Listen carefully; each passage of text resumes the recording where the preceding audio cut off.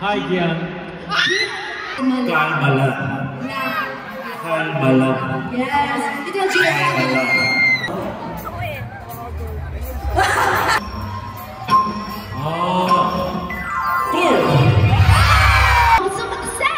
Success! Success! Success. Yes. Okay. 이곳에서 필리핀에서 가장 맛있는 과자를 드시는 분이 계셔가지고 과자 이름을 까먹었어요. 너무 맛있어서.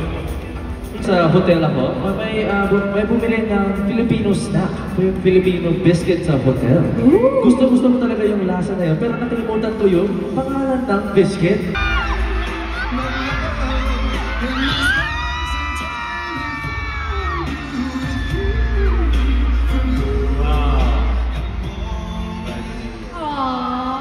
Sister Oji, proud na proud. Whiteboards, it's kind of like a this and that game.